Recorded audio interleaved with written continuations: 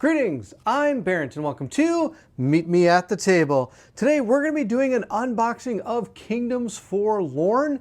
This is the latest entry into the Unknown Studios games. This is a massive game. From the top, you can't even see. Oh my gosh, this game is absolutely massive. It's a huge, giant box with this covering over it. We are going to take a look at what is in the core game, along with also this expansion, 10,000 Succulent Fears, and we have a little box as well for us to see this game. If you're not sure of what this is again the newest entry into the Unknown Studios game library. This one is a epic massive board game. An epic massive board game where you're going to quest through a dark medieval fantasy world, and in this world you're going to be doing delves, which is going to explore the narrative for this game, and it's going to lead into either some skirmish type fighting or even a giant boss battle at the end. And you're going to be using a lot of their systems you've seen from other games that they've made, like Alien Trespass Odyssey, and also their latest, I did a prototype for the eNormity game that they have made as well. You're going to see some of the same types of mechanics from those games in this game as well, but they're going to have their own twist and flair. This game is also going to dive into some personal narratives for our characters, as well as the ability for branching narrative and adventures that you're going to see throughout the game. Now let's get to unboxing this and seeing what is inside. And for those of you that are interested, this is an Elite core pledge. This is going to have not only the original core game that you see, but like I said, it comes with one of the expansions and this little box as well. Full disclosure, this is my copy of the game. Into the Unknown Studios is also said they were going to send me a copy as well, so I'm excited to get that. This, like I said, is only an Elite core pledge. This is not an all-in pledge, so if I do get the copy from them, and it has a lot more cool stuff, I will be doing an unboxing of what is on top of what you see here. So if you're excited to see the unboxing of Kingdoms Forlorn, their expansion and stretch goals and all the fun stuff that is here, then I need you to meet me at the table.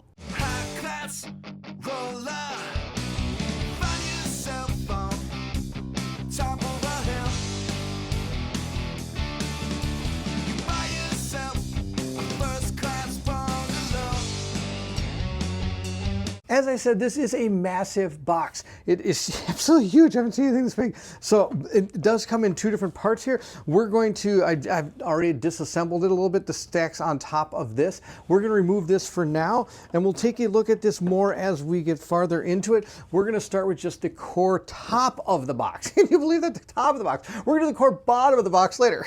It's so big. All right, we're going to open this up, see what's inside, and we're going to dig through this all. First, of course, we have our rule book. And it looks like some of the adventure books as well. The first thing we have, of course, is the rule book from that group. The rule book, I will tell you, is a huge 100-page rule book. So you are going to have a hefty amount of reading to go along with this as you go through the game. Again, there are going to be many mechanisms you've seen from the past game, Alien Trespass Odyssey, that they have done. So, but they, of course, have done their own spin on a lot of the stuff. So you're going to have to read the giant rule book. The other two books that were part of that are going to be our codexes. We have the Principality of Stone and the Sunken Kingdom. Both are going to have different things that go for our adventure, that you're going to be able to delve into the different parts of the game. We're going exploring in the fog is what they call it, and you're going to go into not only these books here, but you're also going to go into your personal quest for your specific knight that you choose. Looking at the next part, we do have a bunch of miniatures, and for those of you that have ever played Into the Unknown Studios game, you do know that they love their miniatures. These are a certain set of miniatures. These are going to be, most of these up here are going to be, I believe, for some of the skirmish fights that we fight. We have these guys here. We'll get into who these guys are as we go through the rest of the game. We see some of the stat cards that go along with them. From what I gather, though, I believe some of these up here are going to be the Ironclad Dead, or Iron Cast Dead, if I remember right. It's been a while since I've looked into completely everything about this, but I have been digging in a little bit as this game has been coming closer to the to fruition. We do have some of the rat, one of the rat wolves as well. These guys kind of have part wolf, part rat. Sorry, I'll bring it up closer so you can kind of see what these are. Rat wolves here. Also inside this box, we see some of the saint miniatures and the princess miniatures as well, which I believe these are down here. Look at this one. This one's got birds holding up the cape. Now, Into the Unknown Studios is known for its miniatures. They look absolutely fantastic. These look so cool. Here's another one of kind of the princess or saints type miniatures. These all have different things going on. Look at the different ways these are. This one's carrying around books. It's got a big triangle head on the top, kind of looks like triangle head from the, the Silent Hill games from a while ago, if anyone remembers those. Those were super good games. I like those games. But these miniatures are fantastic. I can hardly wait to get a chance to paint some of these up. Again, these are the more bigger miniatures. It's super cool. And these are going to be more, I believe, for the skirmish modes that we're going to be fighting. All right, we're going to put these aside and continue digging on in. We come across another set of punch boards and things that we have to look at when we get to them. I probably need to work on creating sentences, but the things that were found inside that punch board and booklet thing that we had is we do have our campaign trackers for the knights, which you're going to be able to write down all the different things here.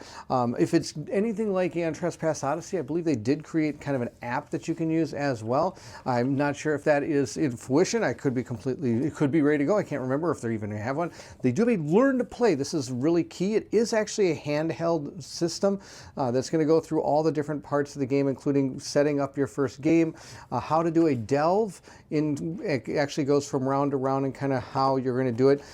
Like I said, it is a handheld tutorial, so it does actually tell you you're going to get this, then this is going to happen, put these 4 cards in this order, things like that, so that you're going to be able to draw them, but you do get to experience the game as that happens. It does have a clash tutorial that is going to walk you through the first parts of some of the combat so that you can get an idea of how that works. But like I said, this game has a lot of the same mechanisms that you're going to see in the other game, Aeon Trespass Odyssey, but this game doesn't have, or one of the things it does differently is you're going to have like more of a clash phase where you're actually fighting multiple enemies at one time, as opposed to always taking on a boss when it comes at you. So that'll be a unique experience. Also, when you go traveling, unlike Aeon Trespass Odyssey where you're flipping over little tiles, which I'm sorry I keep referring to that game, but this is this next game in their repertoire, so it has a lot of the same type of things that's people that have played that game may be a little bit familiar as to what is found in this game. But this one's be different because you're going to be exploring different parts by putting out different cards as you go through. And it's not just going to be an expansive thing that keeps going. You're going to be you're going to be returning to your home area and then going back out and exploring and seeing new things. So that instead of just having a big giant tile layout on the board, which is also pretty cool. When I play that game, it's pretty awesome. So do go through this and it'll teach you everything you're going to need to know kind of in a and just like they're going to have different story moments you're going to turn to, and you're going to choose what you're going to get from those story moments, and that's going to affect your characters going forward. So that is the Learn to Play. Again, the Learn to Play is also a lengthy book. It comes in at 43 pages long, so that is something to read. The next thing we have is our set of punch boards.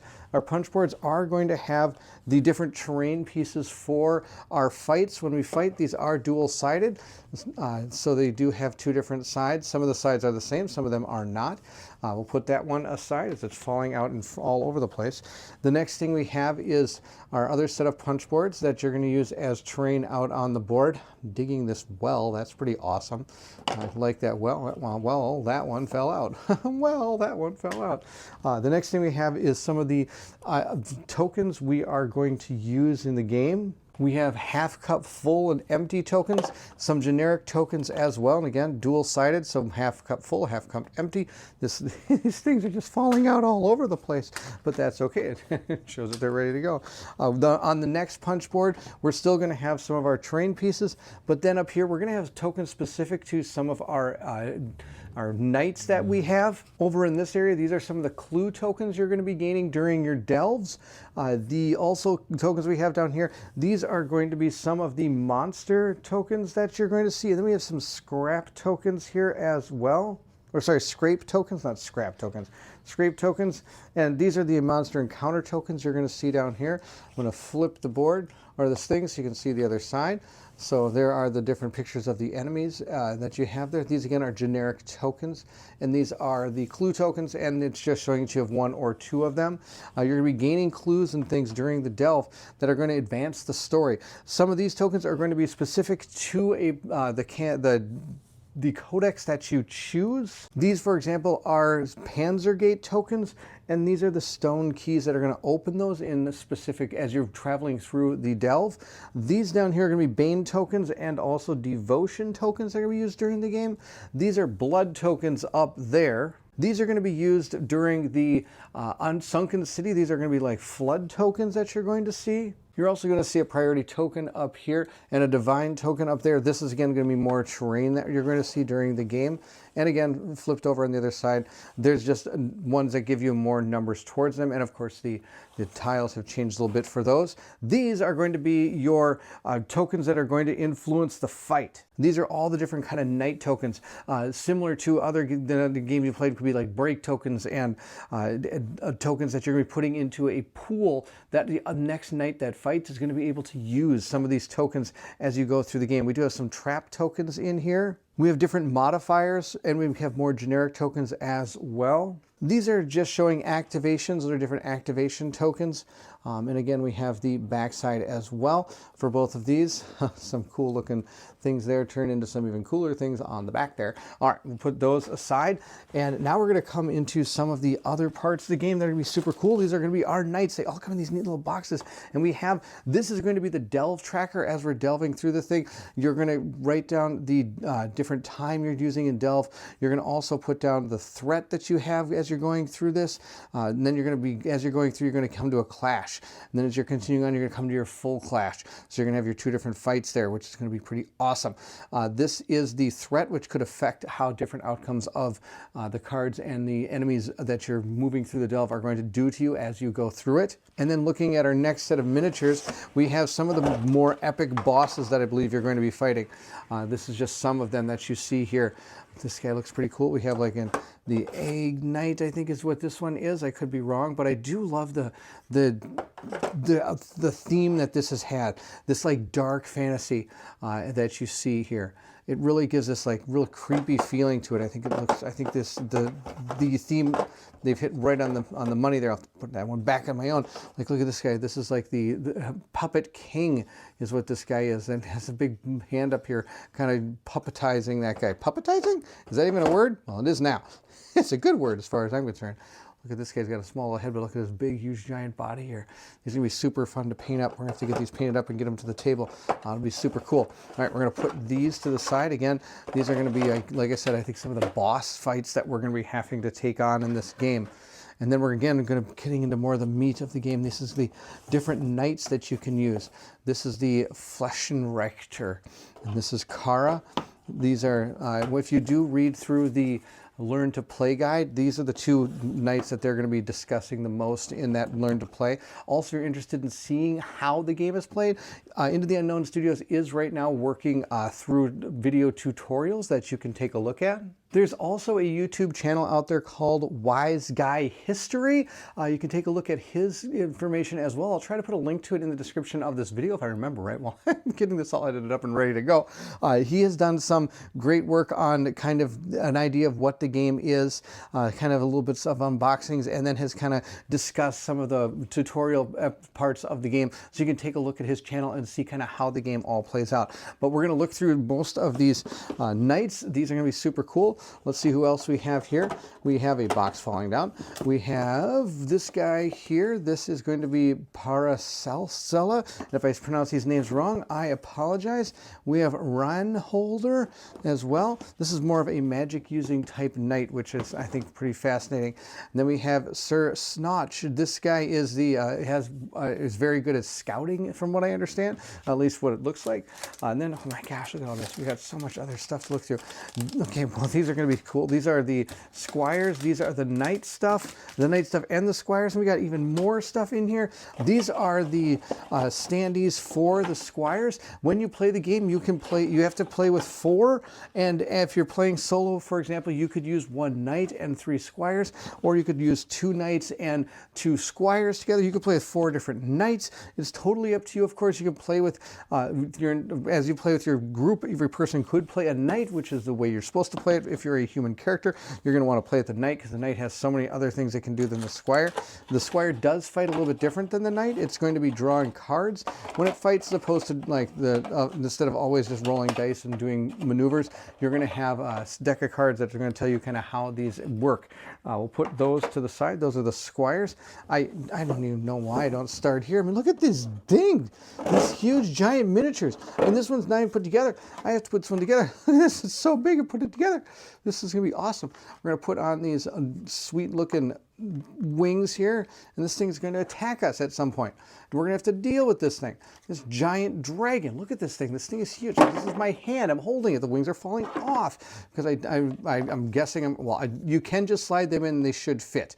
They're not going to come off all the time. I just didn't put them in too hard, but you can glue them together if you want to. Look at this guy. This guy's going to be awesome. We'll have to get to that guy and take him on. Look at this one. This one's a giant frog-looking dragon. This thing looks cool too. We'll take this guy on. Look at this poor guy, just all dead, all around him.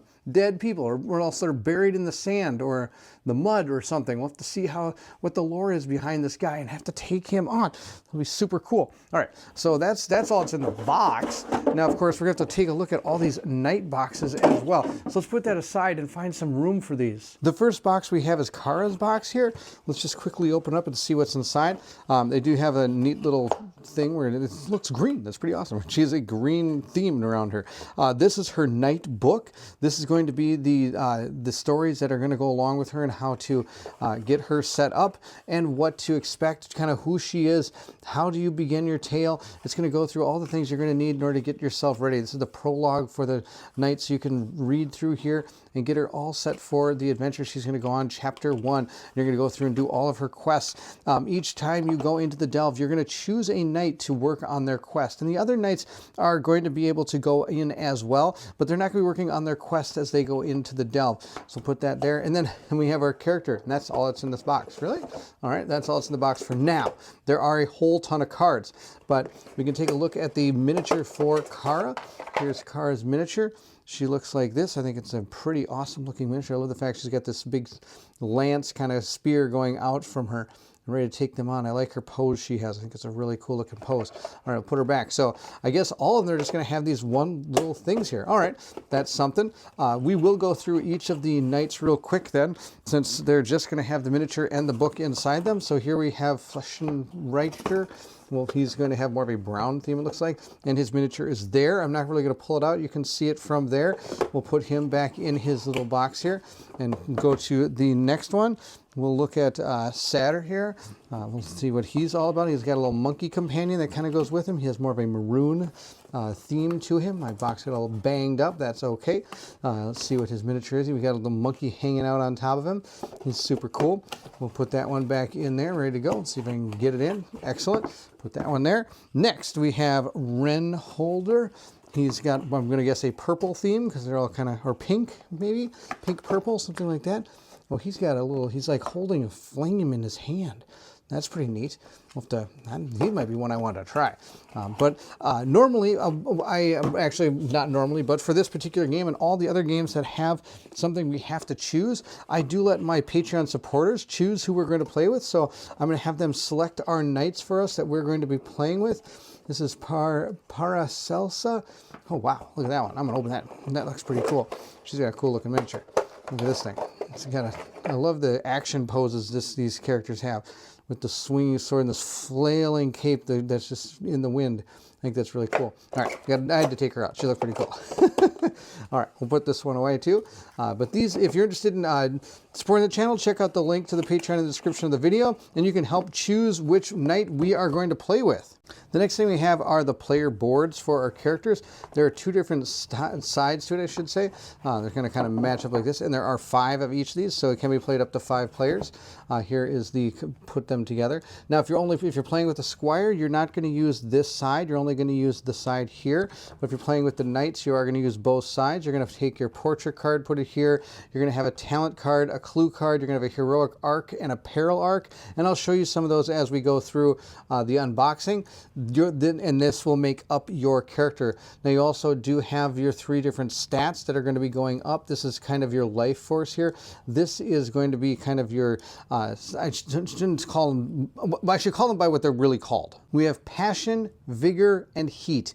Passion is going to have how well you're doing in battle, or it basically is going to help decide who gets a priority token as you're going through battles. One of the things it does, and it will also do some other things as well when it comes to the fight, like depending on what you have may affect different cards in the game. Your vigor, this is going to be your health points for the most part, and heat is going to be something that kind of helps you reroll dice, but also the more heat you get will also affect how a monster is going to react to you when it attacks you as well. So it's something you don't want a lot of, but you're also going to need it in order to hopefully take on the bad guys as well. If you miss, you're going to want to add some more heat in order to re-roll some of the dice, things like that. So it's kind of a give and take. Do I want to use it or not use it? And so a lot of these stats are kind of like that. Of course, vigor, though, you lose that, you lose the game. All right. So that's all of our player boards and our knights. Moving into, I guess you could call it the bottom of the box, we're going to see what we have in here. First, it looks like we have, I'm going to guess this is the showdown board right here. That's going to have everything we need to do a showdown and skirmishes in this game. It's going to expand out. Here we go to this. Let's see here. This is the encounter rules summary. This actually, I think, is just going to be the side of the board that's going to give us some information about how to conduct the fight and all the different things that go into the battle. The back side is where we're actually going to see the board for the actual fight.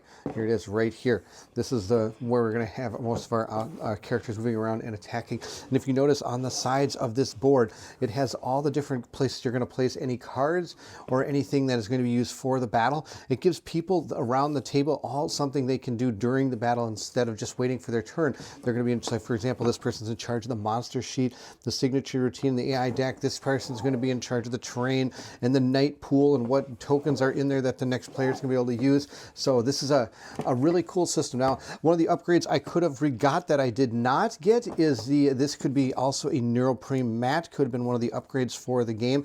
Sadly, at the time of the Kickstarter that was going on, I did not have enough assets to really go all in at the time, but I'm kind of regretting that because this game looks phenomenal and I wish I would have gone in with all the extra stuff that's going to be part of the game. Returning back to this side of the board, I just want to touch on this a little bit more. This side of the board is actually going to be considered the clash side of the board.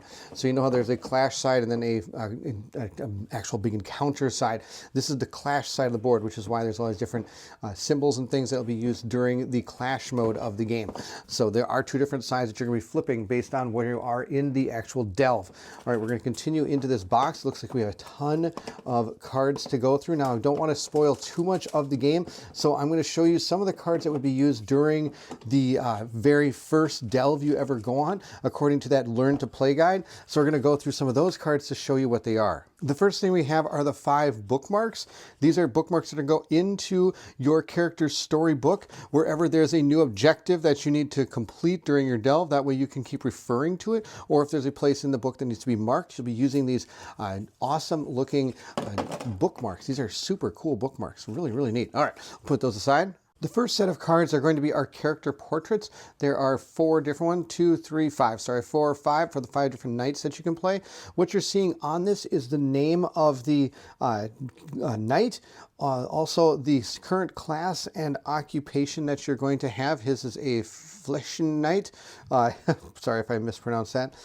Anything that has to do with card references, which is going to be down here. It has one card where you can actually, on the back, there is a card reference right here. Check this out. It goes through all the different turn order of your knight as you go through the turn order of the game. Then on top of that, it does have its starting value down at the bottom. It's going to have your heat refresh. It's going to have your card refresh, which is kind of how many cards you're going to get during the refresh stage.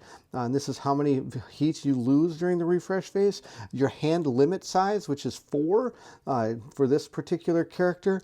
Then we have our speed when we move. Everything is orthogonal in this game, including range.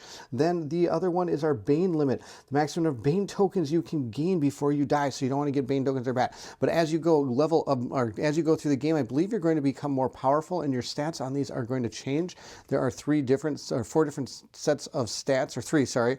This is just that turn order card on the back. And everybody does have different values for their character. As you can see, Kara has an extra 5 here, as opposed to the 4 that this character has. This one has, or actually it might be the same, because let's see here. This is going to be, we have to find that level 1. Nope, that is level 1. All right. This one is going to have a little bit more that you can have for the card refresh. Oh no, hand size. So this is the refresh, card refresh. So every knight is a little bit different in how they start out, and of course you're regaining equipment and things as well, which is going to make your character unique. Next we have some really big cards. The first one you're seeing here is going to be our one for the actual place you're going. This is the Principality of Stone. This particular, there's only 2 of these, and they're called the Kingdom Sheets. There's one for the Principality of Stone and one for the Sunken Kingdom. The rest of the cards are all going to be enemy cards that you're going to deal with through the game. I don't mind showing this one because this is the first enemy you're going to be fighting. So we're going to talk a little bit about this particular enemy. But on this sheet right here, it's going to have some important information for you. These are the enemies that you may encounter, and these are going to change as you go through the delve. But you're going to put down those little tokens that you saw in the earlier unboxing part, the upper part of the game, boxing, I guess you could call it. This is going to have our point of interest. So if we ever land on a point of interest, we're going to refer to the different numbers here and deal with what is there. This is something that's going to be during the active exploration effect. When you're playing through the game, you're going to be drawing events, and some of them might remain in effect, and those are going to go here on this thing. Then of course we have the different parts that you can put down on the sides here as well to keep you referring to different cards and stuff that have happened in the delve that you are in. The next set of cards we have are our delve cards. They're going to be used for the delve. It's called the Kingdom Map Tiles. There are a ton of different kinds. There's different sizes of these based on where you are and what it's told you to put down. This is what's going to create your map of the game as you move forward. And I'm just kind of showing off the different sizes of these different cards. Every one of them does have a different set of numerical values down here and symbols that show where you kind of are in the adventure here.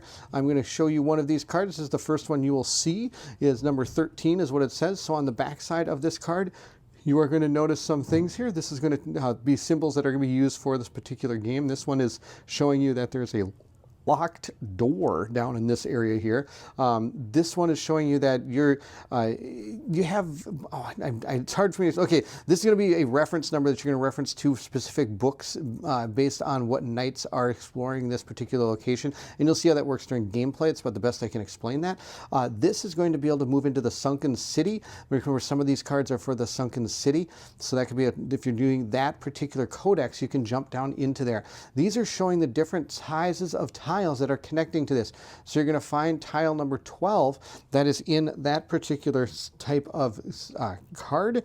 So we'd look for that, which would be, I believe, this tile size right here. Nope, nope, not that one.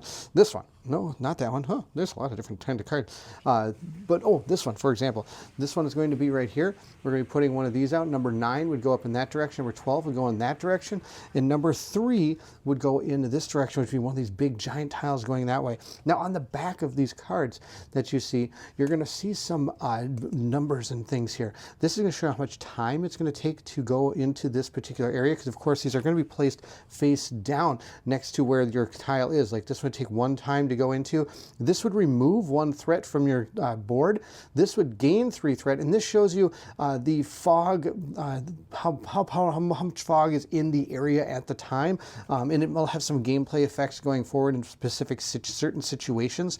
So there are a ton of these different cards, which is going to make you be able to explore this entire game. It's super cool. It's not just a set board where you're going to play. These things can branch out all over, and you're going to explore them and gain clues as to how to further your story in the game. The other things you see on this upper part of this box is we do have some of our tracker tokens, and these are going to be bases for the mobs in this game. Like if you're fighting, they will be able to denote which ones are which, so you'll know which ones have activated or which ones you are activating as you go through the skirmish part of the game.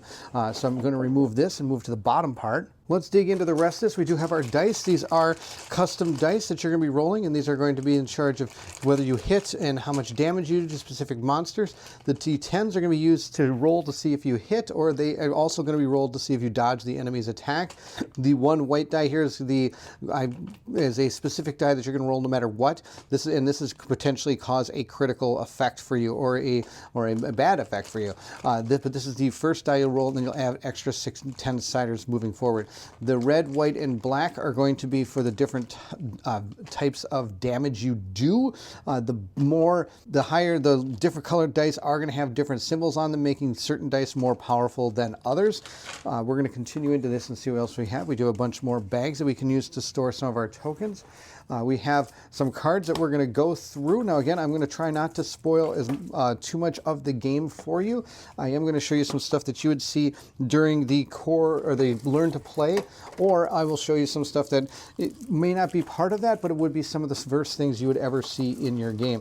All right, wow, there's a ton of cards. Look at all these cards. There's just so many cards in this game. We're going to start with our smaller cards. The first two we're going to talk about is our Heroic Arc and Peril Arc. These are going to be placed onto your character board and are going to be consulted as you're going through a battle. So what you're seeing here, if you ever have played, again, saying Aeon Trespass Odyssey, because there's a lot of similarities to that game, you're going to see these types of things in this game as well. They use the, I'm going to probably get this wrong, inverted paradigm combat system. Basically, the way it works is as you or the monster becomes weaker or take more damage, they actually become stronger and are going to be able to do more things in battle. So it's kind of an inverse of most boss battlers, where as you're doing damage to a monster or they're doing damage to you, you become weaker and it's harder for you to be able to perform things. This is the inverse of that, and it's a very fun system.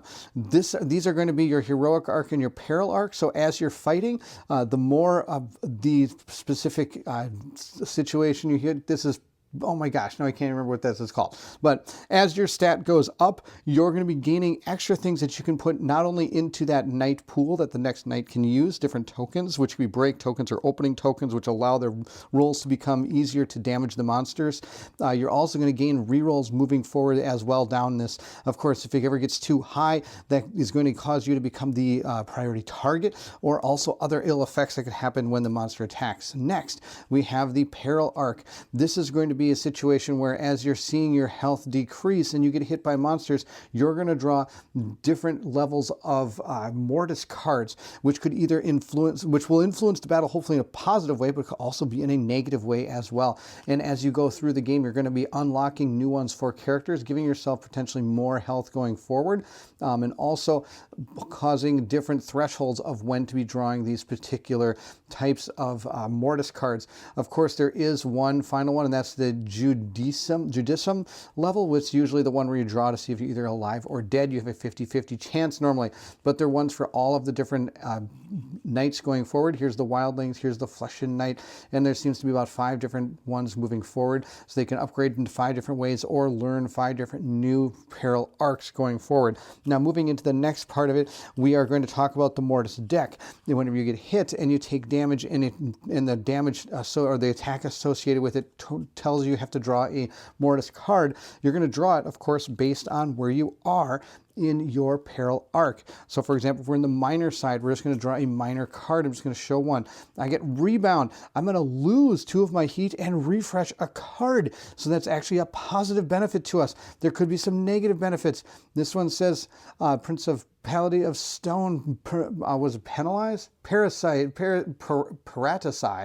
I can't read. 1, that probably is going to be a bad thing. Also, you're going to notice down here some arrows. If there's ever something where you have to decide of a random way to do something, you're going to draw one of these cards and consult the bottom of it, and that is going to be the direction that it's going to move, or the attack is going to happen, or even something on during the delve section might tell you to put a token in a random area. You draw one of those cards. Now, like I said, when things get grim, you're going to have to draw one of these cards if your character has fallen to 0 points of damage. Of course, the 2 that you're going to start with are this one, the You Live, and the You Died. But of course, there are other ones that could unlock as the game goes forward. Or if you were able to survive in unimaginable amounts of damage, you can add other cards to it, which could make things even worse for you when you die, which could affect your other allies. Or it could be something absolutely supernatural that saves you from there, and you get to heal all your wounds or something. I haven't looked at the cards, so I don't know exactly what they are, because I like to have surprises myself when I play the games. But I know from past games that they have those types of things in there where things could really be cool and that could happen. And moving around in a world and fighting monsters and gaining loot wouldn't be enough if you didn't have gear. Look at all this gear. These are all pieces of gear that you could learn throughout the game. I'm going to show you some of the basic gear that you start with so you can see what it looks like, but I'm not going to dig too far into that gear deck because, of course, I don't want to spoil too many things. But here's the basic gear that all of our characters are going to gain. It is the Knives card. It's going to tell you everything you need to know when you go into battle against your enemies. So when you use these cards in battle, it's got all the information you're going to need, and this doesn't cover all the things that you could have on your weapons, but the top part shows you what attack dice, how many attack dice you're going to use. This would be 1. You get a precision bonus of 0, which is sad news, but it does give you the precision bonus is going to be what you add to the roll to see if you hit. This is the type of damage die you're going to use. There could even be a number underneath that, which would be a bonus power, which allowed you to add the result of to your power roll as well. There are usually bonuses down here at the bottom for your characters that can use these. It could be, and you also over on the sides on some of these cards, you can get like evasion bonuses, or if you have armor, you could have an armor dice rolls that you're going to use to try to block some of the incoming damage after you fail or a pass, I guess, a dodge test. We'll see how that all works in the game. But this is just your starting gear card that you're going to get, and of course, going through the game, you're going to gain more. But I just want to give you an idea of how the cards look and what they do. And as you go through the game, you can even upgrade your weapons as well.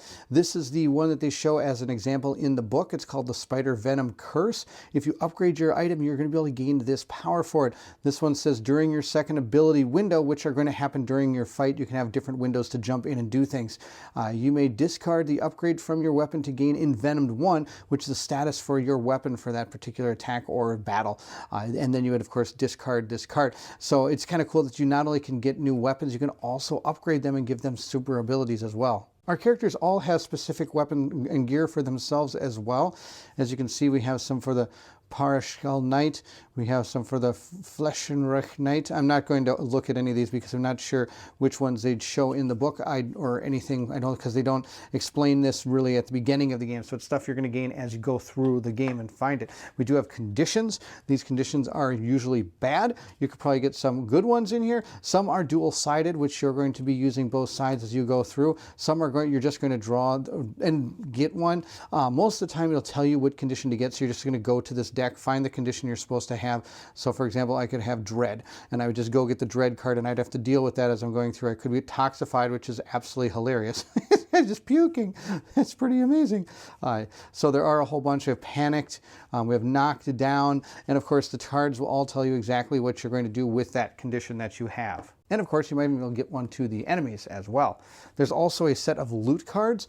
As if it's tells you to draw a loot card, you're just going to draw a loot card and keep it to the side, or it could tell you to grab multiple gear cards.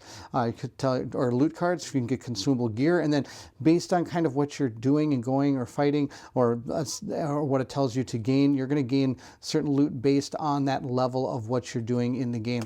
This one could be an upgrade, and then you'd also get, or you could get one of these type of ability of treasures here, which would be like two, I'm sure this is money that you can use in the store to buy up new gear, things like that. I get a kingdom gear. So there is these are the loot cards, and you're going to discover these moving through the delve section of the game. And then I also believe you'll get some at the end when you destroy the enemies, but I'm not exactly sure about that. I know nothing about this deck. This is the Fool's deck. We'll see this in action when it tells us to do that, but there is a Fool's deck cards. We do have Squire cards, which are going to be what is going to be used when activating a Squire through the game. Instead of them doing the picking a gear and items and weapons and things like that, you're going to draw a card, and based on what it is, like your hits evaded, roll a d10. It'll evade one hit on a roll of a 10, or power 4, potential 5. So it has all these different types of things. It'll basically react to anything that you do when it comes to being attacked. So if this guy gets attacked, you're going to go against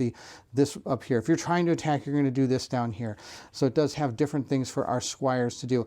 And I believe all of our squires are going to see a start tier. You have other ones that are like, where's these down here, like mob tier. You're going to have devil tier, things like that. So as you go through, you're going to be able to, I believe, upgrade your squires cards as well. There's a deep fog deck. This deck is going to be used if you decide to travel off of the map.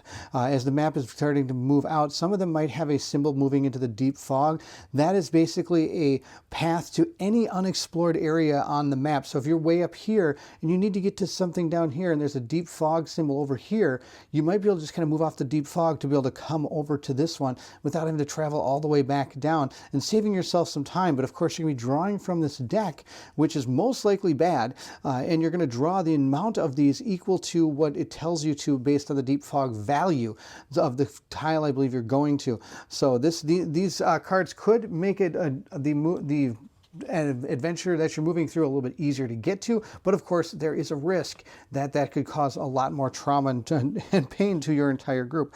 There are 4 clue cards. You're going to draw these, and these are going to be the types of clues that you're going to be trying to gain to get through your quest as you're moving through the delve section of the game. And these are going to be laid out for each character, and you're going to gain the clue, or if you gain clues, you're going to go on to the ones that are for that. You're also going to be gaining the clues of the person next to you as well. So if this person had the red one, this one had the green one, this character would also gain clues for green as well. So you'd be putting green ones on here as well. So you'd have multiple ways of gaining clues for your characters. And like I said, those clues are going to be what are going to help you uncover your quest. There is one card called the Unknown Saint card. I have no idea what that does, and we'll have to find out as we play through the game. Next, we have some bigger cards here. These are encounter cards. I do need to take a step back.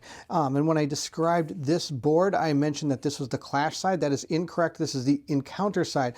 The clash side is this side right here. This is going to be used for both the clash and for the final encounters you're going to be doing. But this side is going to be used for encounters. As you've played through the game, you potentially could encounter certain enemies that are following you through the delve. This is the card, of course, that they use to explain how this works.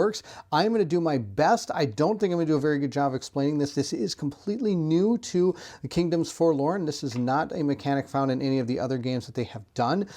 These are basically a one-time attack, and then you're going to use this board to do it, basically have one turn to kind of deal with. This kind of a puzzle that you're going to have to figure out how to defeat them without taking any of the damage or the repercussions of the particular encounter that you are doing.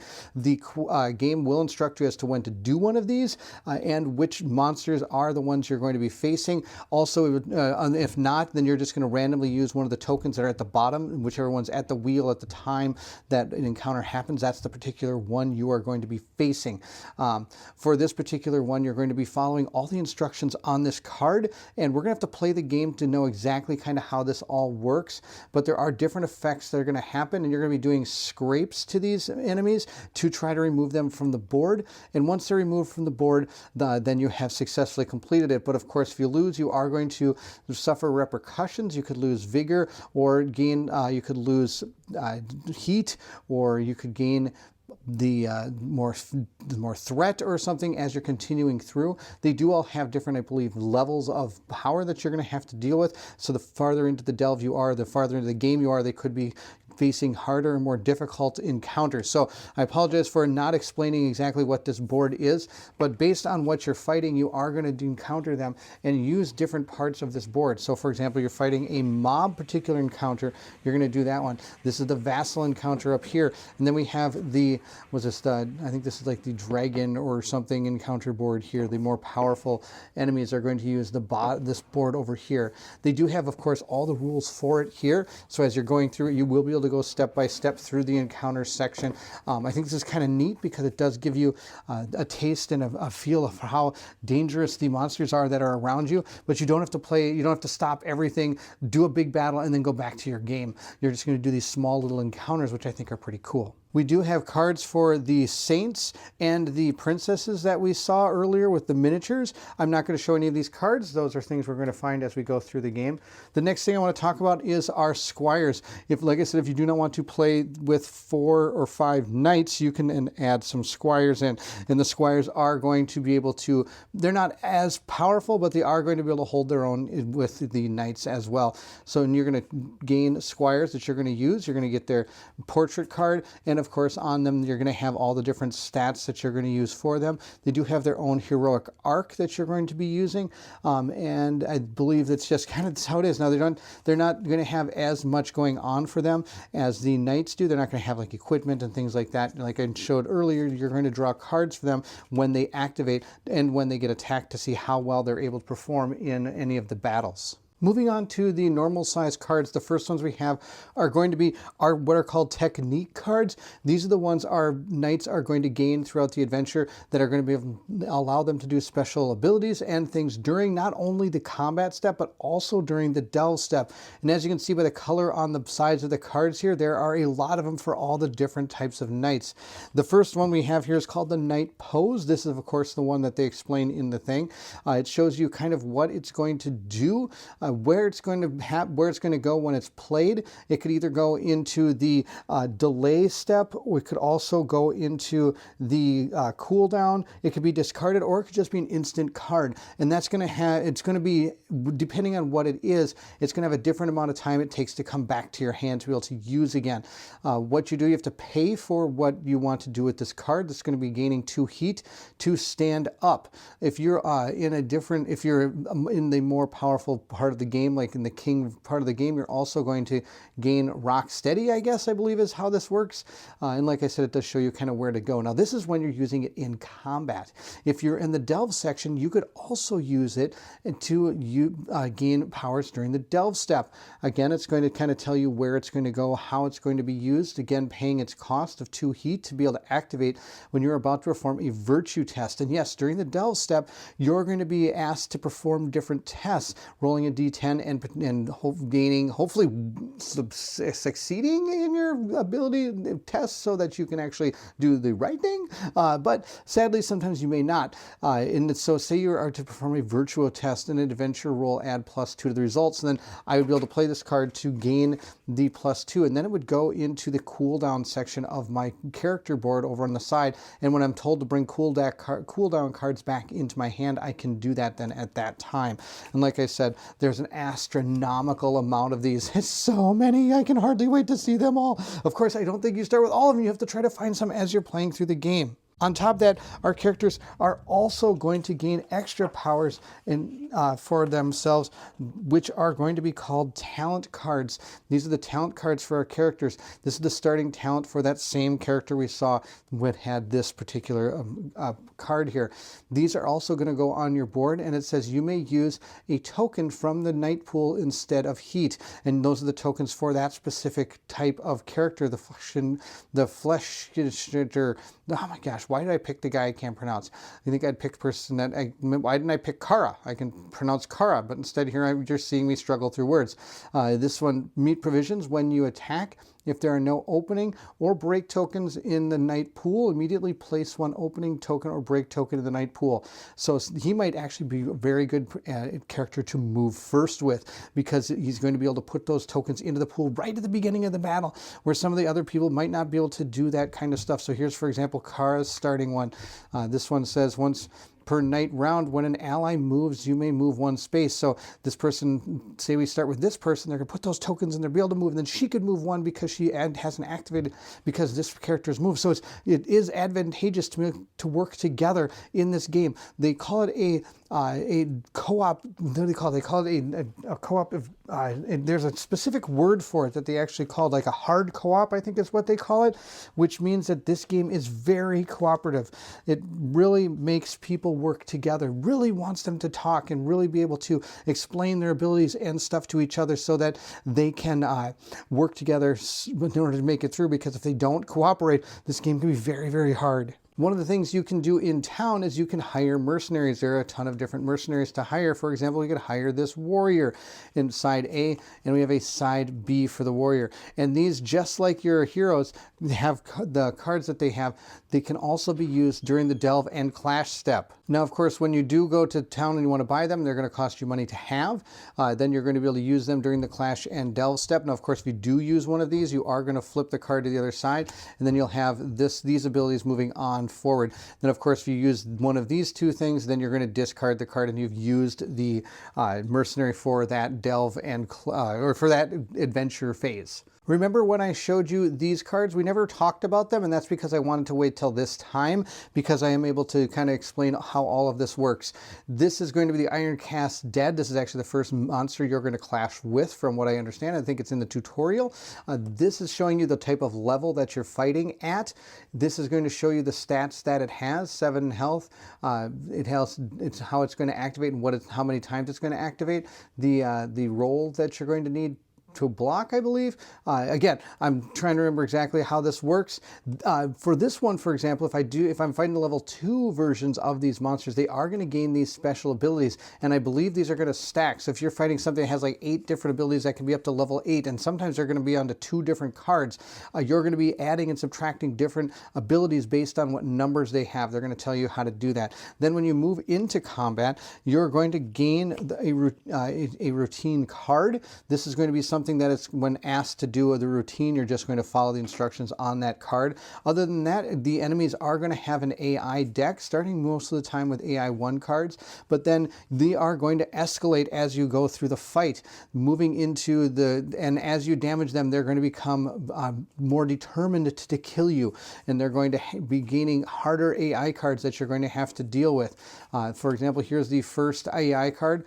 This one's going to tell you how many dice you have to roll to block for the attack coming at you. The way this works is all attacks do hit, and you are rolling to dodge the attacks. Then it's going to roll the dice. If you roll 3 8+, then you dodged all the attacks. That's fantastic. If not, you're going to have to suffer the consequences of the enemy here. And you're going to go through the entire AI step to be able to activate this monster, starting with its targeting. You'll choose what target, then it'll move for each hit, it'll move an attack, and of course the movement is found on this card. These move a total of 5, from what I understand, is going to be their movement there. Then they're going to attack you, and for each hit you're going to lose 1 vigor, and you're going to draw one of those Mortis cards. If you notice, there's these react lines here. These are where you could jump in and perform specific actions. Now, of course, at the beginning of the game, I don't think you have too many react actions, but as the game progresses farther and farther, you're going to have more and more things you can do while monsters are performing actions against you. Then, of course, after the attack, it's going to have this special gang up 3, which is the keyword that you're going to have to understand in order to have the rest of the card activate. But this is just a basic card for them. And of course, like I said, as you go through that, you're going to be adding more powerful cards to this. Now, when you hit them, you are going to be grabbing a specific body part, again, usually starting with the body part 1 cards. And as you escalate, if you hit this body part, for example, the Bone Squire, and we take out the Bone Squire, we would then discard this. This become a wound to the monster from for most monsters, and you'd be adding in a more powerful body part card and a more powerful AI card in most circumstances, but not all, depending on kind of how the battle is built and how the encounter goes. But for example, here's the Bone Squire card. The armor threshold is 2. It's called the AT, the armor threshold. And if you roll above that, you're going to do the damage. It says reveal the leftmost unrevealed body part. If you fail, they're going to gang up on you. And if you get a critical, you get to look at a chosen body part card. And then the Iron Cast is dead, body part 1, minus 1 body part. While the body part is revealed, all knights have -1 precision. So you're going to, of course, be hitting different ones are going to cause different things to the enemies that you're fighting. During the clash, you're most likely going to be taking out all these different enemies coming at you, but for the main, if you're fighting one of those big boss monsters, you're just going to be doing damage to them over and over. And of course, as you're dealing damage, you could even deal double wounds, which are a set of cards. So being able to put this double wound into their deck would make it, give them the ability to be killed faster. So I hope that made sense. Some of the other cards we have are specific cards for the different things that are happening inside of our adventure that we may have to draw. We also have the terrain cards that are going to tell us how to react to the different terrain cards, and some of these are double-sided that we have saw the tokens for and what they're going to do for our people. For example, we have ruined walls, destructible, obscuring, and obstacle. Those are, of course, all keywords you'll have to know. And when the tile is destroyed, it returns into a rubble terrain tile, which could have consequences on the battle as we go forward. The last few cards we have are going to be our special exploration decks. We have these that are going to have special things happen to us. And then we have just a regular set of exploration cards here as well that you're going to be drawing from, depending on what area you are. Here's the Principality of Stone, the Sunken Kingdoms. And now on top of these special exploration cards, you're going to notice the 4 symbols there for the different clues that we saw earlier. If you're ever told to take a clue or gain a random clue or something, you're going to see where you're going to either draw, or it's going to tell you which one of these specific sides of the card you're going to gain the clues from as you go through. Now, of course, if it tells you to draw an exploration card, you're going to draw it and you're going to follow the instructions on the card and deal with the consequences that are there. I think that's about all the cards we have. There are some dividers for the cards that you're going to use inside the box. And I believe that's about it for the core game that you're going to be receiving. I'd say like that's about it, but this is a lot of stuff. There's a lot of things going on, but I am super excited to dig into this. Again, a hefty rule book that you're going to have to read through. It is about 100 pages long, but like I said, Into the Unknown Studios is doing a video series. You can kind of watch that along with reading, and maybe they'll put everything into perspective. I'll, of course, be doing a playthrough as well of this game, so stay tuned for some of that. Now, like I said, that's just the core box. We do have an expansion, and we also have a small little mini box. Moving into the 10,000 Succulent Fears. Now, I believe this, of course, is an expansion, so you are going to need the base game. Another thing I did not mention while I was going through the core game is Into the Unknown Studios has provided an entire game that allows you to sleeve cards and put them back into the box. So that is something I should mention. I did not get the card sleeves for this game, which is sad. I wish I would have. But this game can be completely sleeved and put back into the insert that was provided. Again, we have a codex for the Succulent Fears they'll put to the side.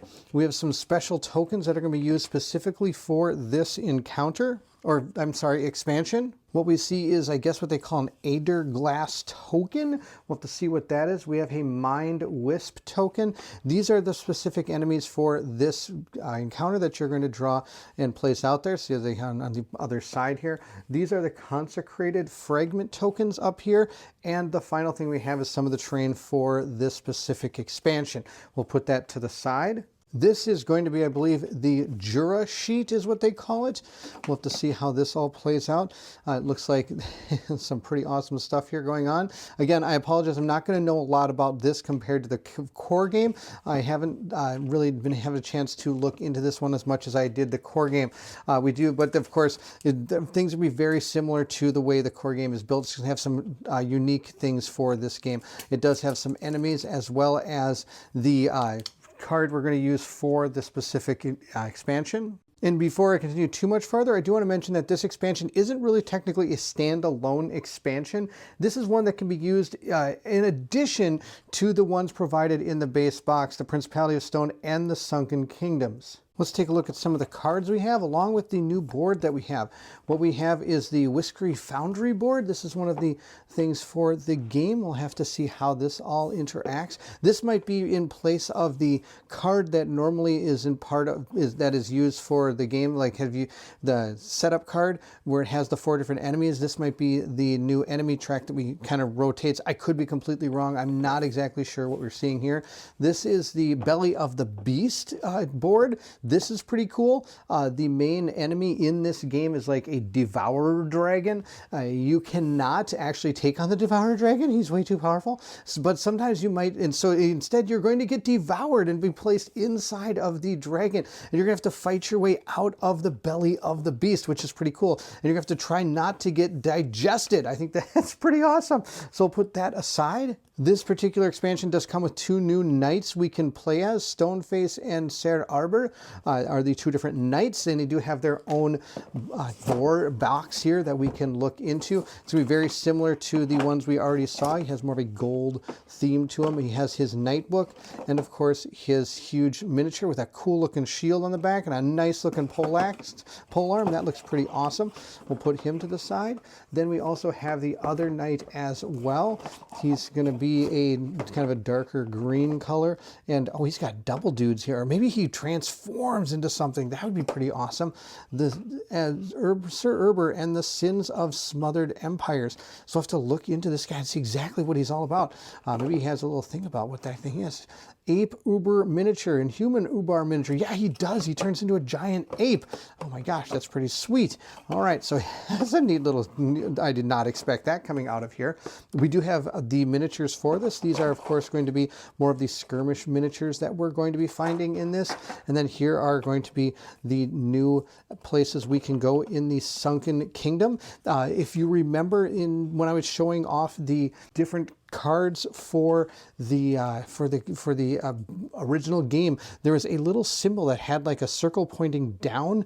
That's to go into the Sunken Kingdom. I may have explained a little bit different about in the base game. I might have explained how that works, but these are going to be placed on top of the other ones, and then you're going to be inside the Sunken Kingdom, and you can come back up if you want to as you go through the game. But it does have cards for this specific expansion that you're going to be able to delve through as you go.